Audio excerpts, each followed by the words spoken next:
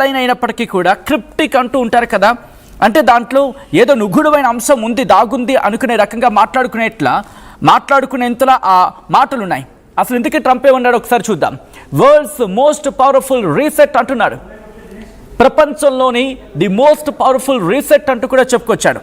ఈ రీసెట్, ఈ అంశం దేనికి? ట్రంప్ చేసిన ఈ క్రిప్టిక్ పోస్ట్ ఎన్ని అర్థాలకు దారితీసే అవకాశం ఉంది? ఒకసారి దీని గురించి మనం మాట్లాడుకునే ప్రయత్నం చేయబోతున్నాం. అండ్ ఎటువంటి అభిప్రాయాలు విశ్లేషకుల నుంచి వినిపిస్తున్నాయనేది కూడా మనం మాట్లాడుకునే ప్రయత్నం చేయబోతున్నాం. ప్రపంచ వార్తా పత్రికలు కావచ్చు, లేకపోతే ఇంటర్నేషనల్ న్యూస్ అవుట్లెట్స్ ఏం చెబుతున్నాయనేది కూడా మనం డీటెయిల్గా మాట్లాడుకోబోతున్నాం, దీన్ని అనలైజ్ చేయబోతున్నాం. అండ్ కొద్దిసేపటి క్రితం అమెరికా అధ్యక్షుడు డొనాల్డ్ ట్రంప్ చేసిన పోస్ట్ ఇది. కొద్దిసేపటి క్రితం ఆయన ఏమంటాడు? World's most powerful reset.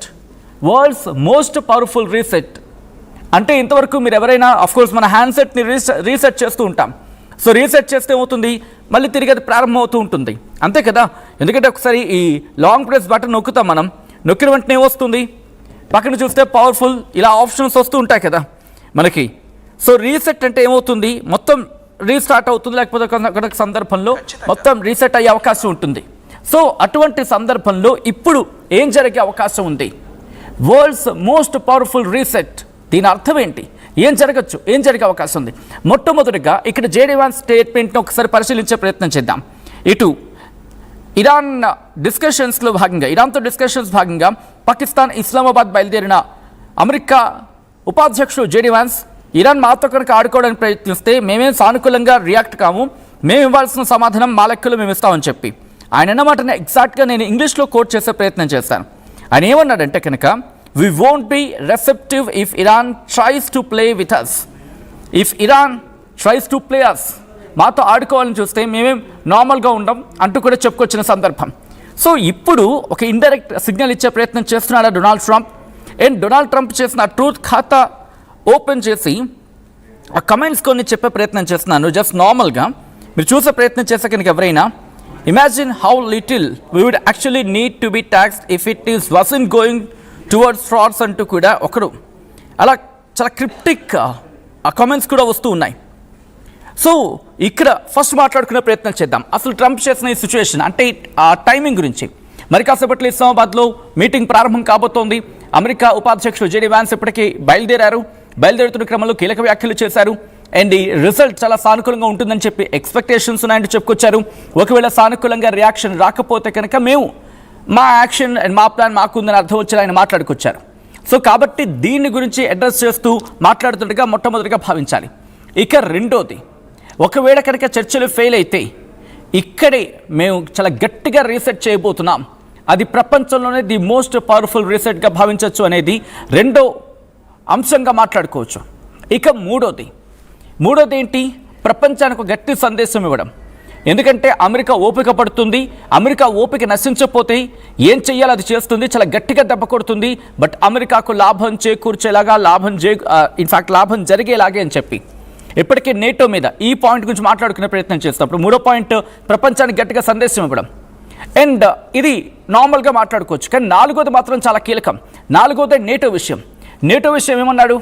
ఇప్పుడు ఇది అయిపోవాలి, యుద్ధం అయిపోయిన తర్వాత నాటో సంగతి చూస్తాను, నేటో సంగతి ఏంటో తేల్చేస్తానంటూ చెప్పుకొచ్చాడు అమెరికా అధ్యక్షుడు డొనాల్డ్ ట్రంప్. కాబట్టి ఈ పాయింట్ దగ్గర మాత్రం చాలా కీలకంగా మారే అవకాశం ఉంది. ఏం జరగచ్చు? పవర్ఫుల్ రీసెట్ అంటూ ట్రంప్ చేసిన సంచలన వ్యాఖ్యల వెనకాల నిగూఢమైన రహస్యం ఇంకోటి ఏమైనా ఉందా? నేటో గురించి ఏమైనా తేల్చే ప్రయత్నం జరుగుతుందా? ఎందుకు ఈ అనుమానం బలం చేకూరుతుందంటే కనుక ఈ మీటింగ్ సక్సెస్ఫుల్గా అవ్వచ్చు అనే అనుమానాలు కనుక, లేకపోతే అటువంటి సానుకూలంగా పవనాలు ఏమైనా వీచాయి అనుకుందాం, సానుకూలంగా అనిపించింది అనుకుందాం, అప్పుడేం జరగచ్చు? ఇది కొలుక్కొచ్చినట్టు అవుతుంది.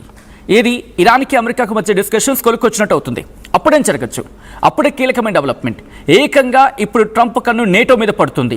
బహుశా ఈ మాట మీకు కాస్త నార్మల్గా అనిపించవచ్చు. ఇదే అంశానికి సంబంధించి యుక్రెయిన్ అధ్యక్షుడు జెలెన్స్కీ ఒక ట్వీట్ చేశాడు.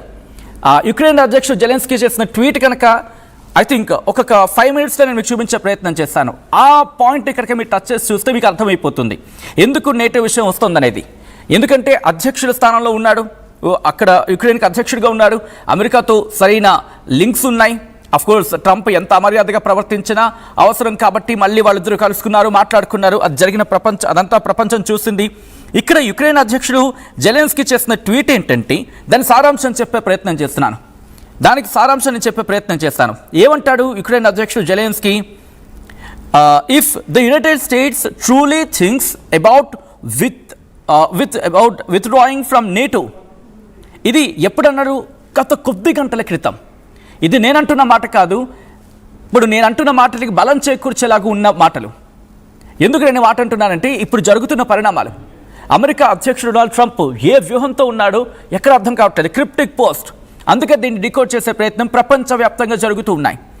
దీనికి బలం చేకూర్చేలాకి ఇక్కడ యుక్రెయిన్ అధ్యక్షుడు జెలెన్స్కీ చేసిన పోస్ట్ ట్వీట్ ఉంది.